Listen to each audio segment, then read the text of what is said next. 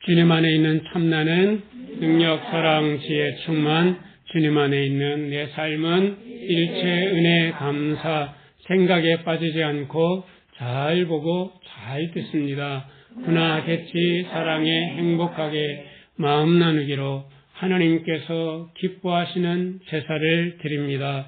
너 공감, 나 전달, 행함 있는 능력, 수고하는 사랑, 인내하는 지혜로 일단 해봅니다. 또 해봅니다. 우리 사도행전 20장 17절부터 21절까지 함께 보겠습니다. 사도행전 20장 17절부터 21절까지.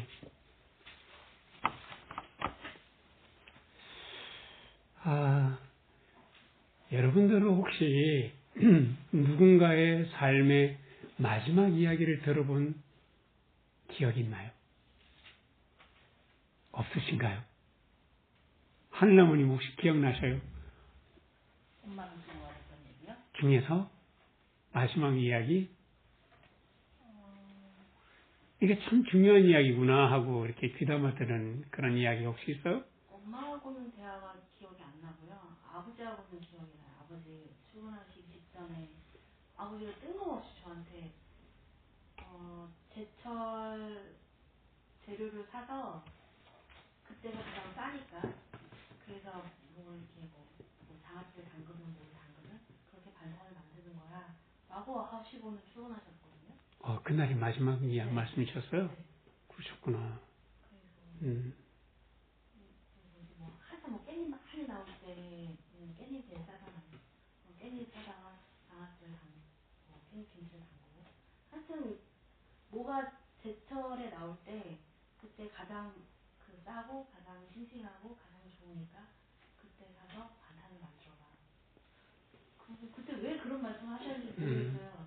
근데 그때 아마도 그러니까 그때가 제가 딱 20살? 네, 21살 때였는데 뭐 음식이나 이런 거 살림을 해본 적이 없으니까 고등학교 그래서 아버지가 네 엄마는 그렇게 살림을 했으니까 너도 그렇게 해라라고 얘기를 하셨던 것 같아요. 네. 우리가 작정하고 마지막 말을 듣는다는 것은 사실은 그렇게 쉽지 않죠. 바울이 작정하고 마지막 고별 대화를 하는 내용입니다. 그래서 어떤 말을 했을까? 바울이 어떤 상황일지를 생각해 보면서 17절부터 21절까지 같이 봅니다. 바울이 밀레도에서 사람을 에베소로 보내어 교회 장로들을 청하니 오매 저희에게 말하되 아시아에 들어온 첫날부터 지금까지 내가 항상 너희 가운데서 어떻게 행한 것을 너희도 아는 바니 곧 모든 겸손과 눈물이며 유대인의 관계를 인하여 당한 시험을 참고 주를 섬긴 것과 유익한 것은 무엇이든지 공중 앞에서와 각 집에서나 꺼림이 없이 너희에게 전하여 가르치고 유대인과 헬라인들에게 하나님께 대한 회개와 우리 주 예수 그리스도께 대한 믿음을 증거한 것이라. 이거는 지금 17절에 보시면 바울이 누구를 대상으로 고별 설교하는 것처럼 보입니까? 17절에 교회 장로들인데 어디에서 이 말씀을 하는 거라고요? 어느 교회 장로들을 초대해서? 왜 밀레도에서? 에베소에 가가지고 얼마든지 고별 설교할 수 있는데 왜 밀레도에서 지금 장로들을 특별히 오라 그래서 고별 설교를 했을까?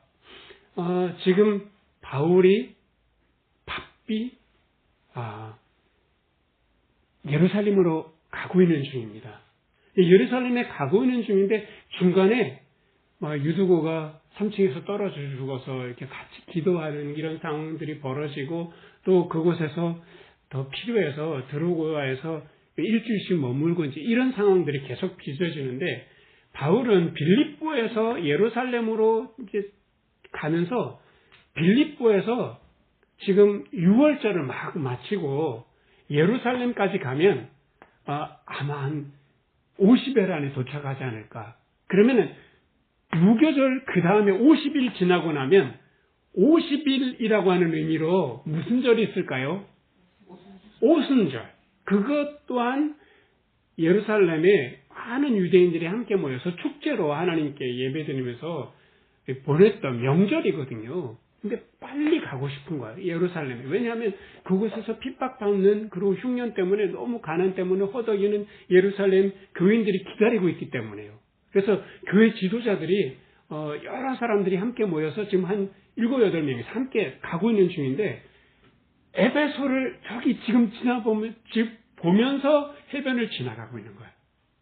아소를 출발해서 에베소가 저기 있는데 들렀다 하면 붙잡히기 쉬운 거예요. 왜냐하면 3년 동안 드란노 서원에서 막 한솥밥 지어 먹으면서 너무 서로 친하게 매일 만나서 말씀을 전하고 이렇게 했기 때문에 우리 매일 만나기는 어렵지 않잖아요. 참 어렵잖아요. 근데 어렵지 않은 게 아니라 진짜 어렵다고요. 근데 일주일에 한 번 만나는 이게 참 우리 반가운데 매일 3년 동안 만나서 밥 먹으면서 말씀 듣고 삶을 나누고 얼마나 깊이 정이 들었겠어요. 그런데 이렇게 여차 에베소서에 들렀다가는 시간이 막 길어져서 오순절에 도착하지 못할 것 같은 거예요. 그래서 그 에베소서 가까운 밀레도에다가 배를 내려서 거기서 장로들을 초대를 합니다. 그래서 이제 함께 말씀을 나누면서 뭐라고 말씀을 드리냐면 제가 지금 이렇게 에베소 교회에 처음 들렀을 때 얼마나 간절한 마음으로 말씀을 전했던 거 여러분들 아시죠? 내가 정말 주님을 섬기는 것처럼 여러분들을 섬기면서 그렇게 끝끝내 눈물 흘리면서 여러 가지 많은 시련도 있었지만 여러분들 잘 섬겼던 거 여러분들 기억하시죠? 하면서 그분이 간절하게 내가 여러분들에게 유익한 것이 있다면 그거를 온 마음을 다해서 전했다. 이 시간이 주어질 때마다 그 말씀을 전했다라고 하면서 그 내용을 21절에 보시면 어떤 내용이 나오는가 하면 시간이 있을 때나 없을 때나 공중 앞에서나 사적인 사이에서나 제가 여러분들에게 말씀을 전한 것이 있다. 21절 같이 읽겠습니다. 유대인과 헬라인들에게 하나님께 대한 회개와 우리 주 예수 그리스도께 대한 믿음을 증거한 것이라. 하나님께 대한 무엇이요? 하나님께 대한 회개를 전하고 예수 그리스도에 대한 무엇을 전했다고요? 이 회개와 믿음을 바울이 에베소에서 간절하게 전했는데 이 회개와 믿음을 두 글자로 하면 비읍 이용으로 하자면 뭘까요? 복음인 거죠. 우리 초성은 거의 단련이 너무 잘 돼가지고. 그래서 하나님께 회개하고 그리스도를 믿는 믿음을 우리가 함께 말씀을 전하면서 제가 여러분들에게 간절하게 이 복음을 전했습니다. 라고 했는데 이거는 에베소 장로들이 너무너무 가슴 절절하게 들었던 내용인 거예요. 근데 지금 이거를 21절에 보면 그 대상, 내가 누구와 누구에게 말씀을 전했다라고 합니까? 유대인과 헬라인에게 말씀을 전했다고 하는데 이 헬라인은 당시의 그리스인들을 말합니다. 그리고 로마 그리스인들을 전부 다 헬라인이고 그리고 그 이스라엘 사람들은 여기서 뭐라고 할까요? 유대인. 그래서 이 유대인들은 이스라엘만 살고 있을까요? 이 헬라 전 지역에 살고 있었을까요? 당시에? 전 지역에 살고 있었어요. 그래서 헬라인과 유대인 그 전부에게 주님의 복음을 전했다라고 하는데 이 헬라인과 유대인들은 도대체 무엇을 믿고 살았을까요? 당시에요. 이 헬라인들은 여러분들 우리 그리스 로마 신화 보면은 막 책이 여러 권 있잖아요. 요즘에 애들 이렇게 보면은 어렸을 때부터 읽는 거, 그것이 이 헬라인들에게는 그냥 신화였을까요? 아니면 신앙이었을까요? 그 신화로 그냥 옛날에 이런 이야기 있었대 하고 전해받은 이야기가 아니고요. 이 사람들의 삶이었고 그냥 신앙 그 자체였어요. 근데 제우스서부터 해서 수많은 신들, 그 신들을 섬기는데 거의 매주 축제가 있고 거의 매주 막 번제를 드리고 사람 막 엄청나게 많이 모여서 이랬던 이유가 그 신들이 너무 좋아서였을까요? 아니면 당시에 전쟁이 많고 그리고 서로 권력 싸움이 심해서 날마다 모함이 있고 죽고 죽이는 일들이 있어서 두려움 때문이었을까요? 이 헬라인들은 사실은 대단히 많은 두려움이 있었다고. 그리고 끝까지 내가 올라가지 않으면 그 다음에 죽기 때문에 그 권력을 잡고자 하는 욕망, 잘 살고자 하는 욕망, 그러니까 두려움과 욕망에 사로잡혔던 사람들이었던 거예요. 근데 그 사람들에게 회개하라. 이게 두려움과 욕망으로 살 것이냐? 회개하라는 거예요. 여기서 회개는 도대체 뭘까요? 하나님 내가 잘못해서 용서했어요. 이거 회개 맞아요. 근데 이거는 회개의 작은 부분이에요. 회개를 딱 한마디로 하자면 여러분들 뭐라고 말하고 싶습니까? 회개, 메타노이아라고 교리에서는 이렇게 헬라어는 그렇게 말하는데 메타노이아 딱 사전을 찾자마자 첫 번째 뜻은 뭔가 하면 전환이. 돌아서라. 전환. 삶의 전환.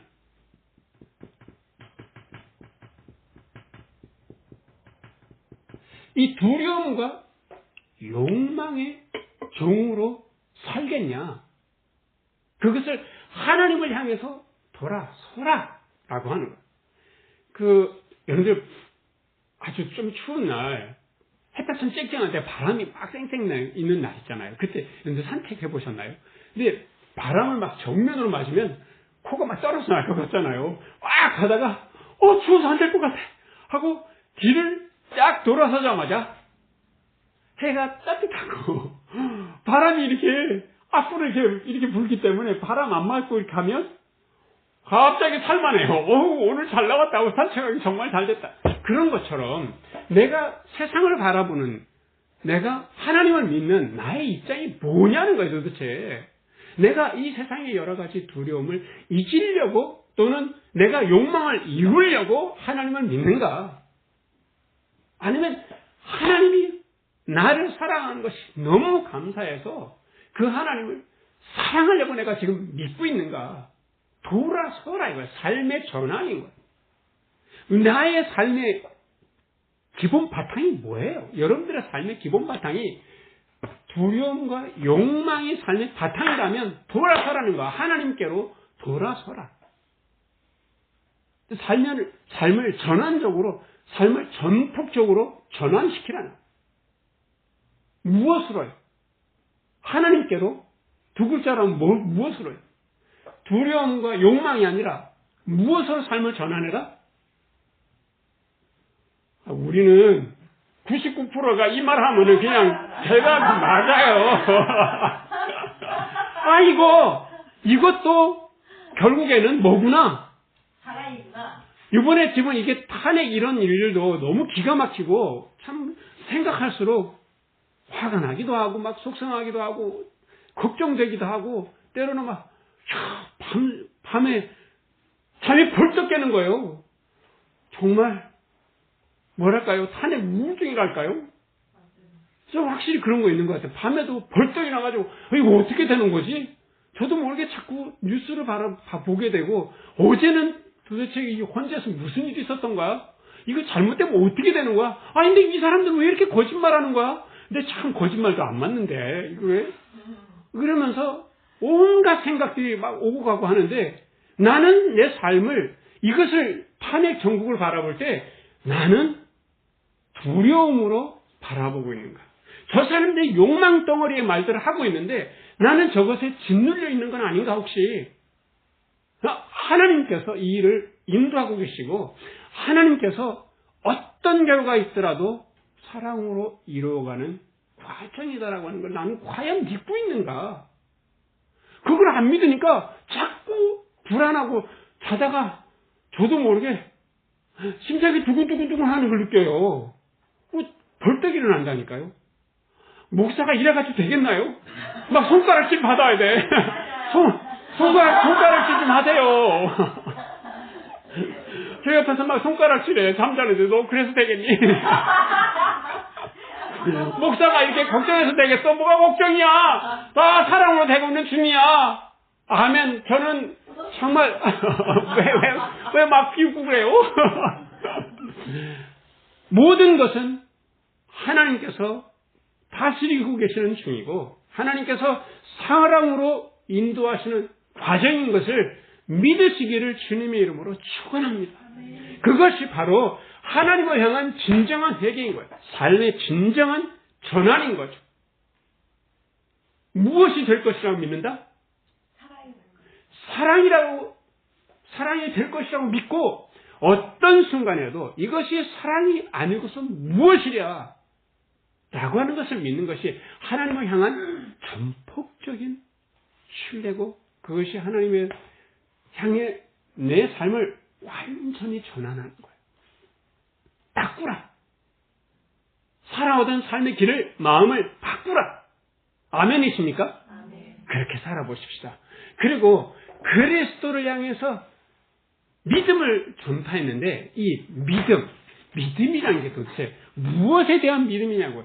예수 그리스도께서 나의 죄와 부끄러움을 덮어주신 것을 그래서 내가 주님 안에서 구원 얻은 자인 것을 믿으라 라고 하는데 이 덮는다는 게 저는 참 요즘에 새로운 것을 깨달아보는데 그 전기장판을 깔아가지고 전체가 따뜻한데 새벽만 되면 무릎 아래가 그렇게 시려요. 그럼 나리꺼님이 아니 전기장판을 올려 가슴이 답답해. 등이 너무 답답하고요. 그런데 그대로 쓰려면 무릎 아래가 너무 시려워요. 그래서 이거 어떡하지? 나리꺼님이 막 이불을 한 채로 덮으면 답답해서 못 껴타요. 아니 덮고 있는 것도 답답한데 거기다 더 덮으면 답답해. 근데 다리가 시려요. 무릎 아래. 그래서 묘안을 찾았어요. 무릎 덮개 있잖아요. 무릎 덮개를 아예 거기다가 이렇게 네모나게 딱 접어가지고 딱 덮었는데 안 추운 거예요. 아이고 묘안이다 이거. 나의 부끄러움과 나의 인생의 그 여러 가지 죄악들을 나의 연약함들을 주님께서 가려주셨다는 거예요. 온몸으로. 이것을 믿는 믿음이 그래서 믿음이라고 할 때 우리가 신앙 고백이라고 할 수 있죠. 근데 오늘 제가 함께 나누는 것은 신앙 고백에서만 머물면 자칫 잘못하면 믿음이라는 게 너무 싸구려 선물이 되는 거예요. 난 믿어. 그 다음에 행동은 지멋대로 하는 거예요. 그래서 갈라디아에서에 보면 우리가 주님의 그 그리스도의 은혜를 통해서 우리가 자유함을 얻었는데 이 자유함을 이 방종하는 거예요. 육체의 지멋대로 하고 싶은 대로 그렇게 내버려 두지 말라는 거예요. 그래서 제가 너무 안타까운 거는 이 역사를 배울 때 여러분들 혹시 카노사의 굴욕이라고 혹시 기억하시는지 모르겠는데 이 중세시대 때 11세기에 교황과 그 황제가 두 권력이 딱 부딪혔습니다. 그래서 교황이 결국에는 황제의 권력을 무릎 꿇렸어요. 그래서 파면을 시켰습니다. 이러고 나니까 교황이 얼마나 힘이 셌겠어요. 황제가 나 좀 살려주세요 하고 카노사라는 성 안에 있는 그 교황 뜰 앞에 눈이 오는 뜰 앞에 그때가 1월 달이었다고 해요. 눈이 쌓여있는 그 앞에 맨발로 무릎 꿇고 사흘을 빌었어요. 통쾌하십니까? 이때부터 교회는 타락하는 거예요. 아주 이때부터 교회는 말하자면 왜 황제가 무릎 꿇었겠냐? 교회의 교인 숫자가 황제를 따르는 병사 숫자보다 훨씬 많았기 때문에 무릎 꿇을 수밖에 없었던 거예요.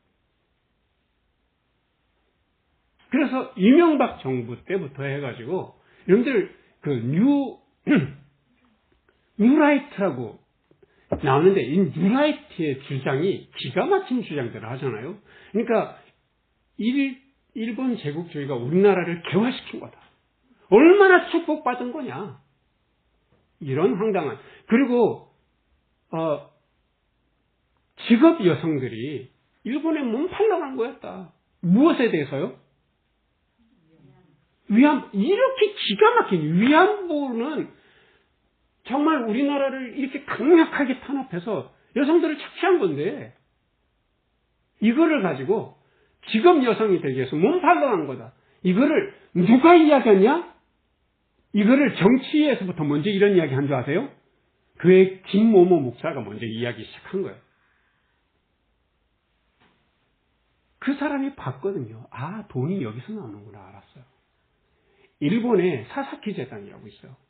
어마어마한 돈을 우익들이 푸는데 이 돈들이 막 천문학적인 돈인 거예요.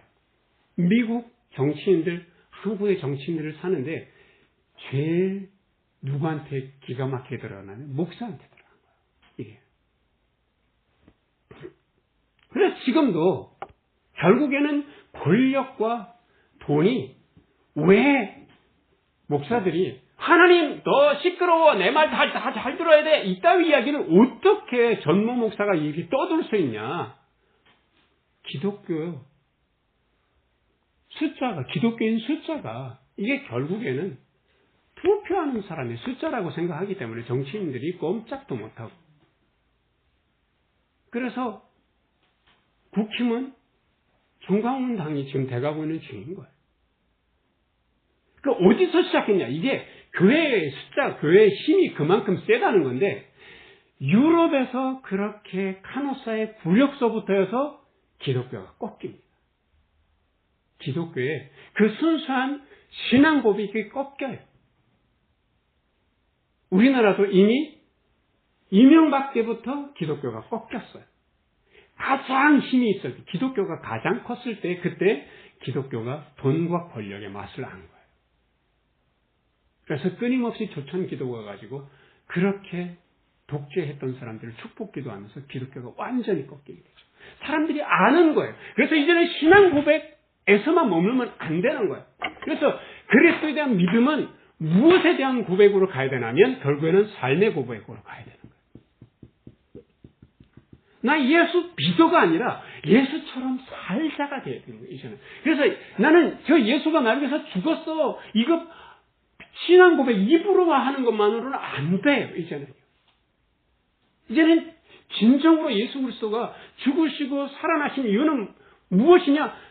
예수님께서 나를 그렇게 그 사랑의 세계로 나를 초대하셨기 때문에 나도 삶의 고백을 하는 거예요. 그래서 내가 얻은 이 귀한 구원의 축복을 육체의 방종의 기회로 삼지 말고 오직 무엇으로 종로로 타라고 그랬을까요? 사랑으로 종로로 타라. 사랑의 종로로. 이게 진짜 믿음인 거예요. 다만 나 예수 믿어요. 이래가지고 많은 사람들이 그냥 나는 이제 예수 믿는 천국 가는 티켓 하나 받아놔서 이제는 마음대로 해도 돼. 그것을 이렇게 가르치고 있다는 거야. 너 예수 믿은 거야. 이제는 결코 너를 버리지 않아. 이러니까 할렐루야. 돈도 내 마음대로. 아무리 사기를 쳐도 되는 거야. 그러니까 목사들이 결국에는 어떤 지시를 하는가요? 이 전국의 영산에 다 국판을 2천만 원짜리 국판을 돌리고 있는 이 정권을 지지한다. 1000여 명 넘는 목사들이 제정신이냐고요. 여기에 돈과 권력이 있는 걸 아는 거예요. 거기에 가서 굽신하면 돈이 나오는 걸 아는 거죠. 그래서 이것이 바로 육체의 기회를 삼고 방종의 기회를 삼는 거예요. 이게 신앙 고백만 믿음이라고 하기 때문에 이런 일들이 빚어지는 거예요. 주님께서 나중에 뭐라 하시겠어요? 너 누구냐? 내가 너 모르는데? 아니, 제가 주님을 믿지 않았습니까? 뭐로 믿었냐? 이거 입으로만 믿은 거 아니냐고요.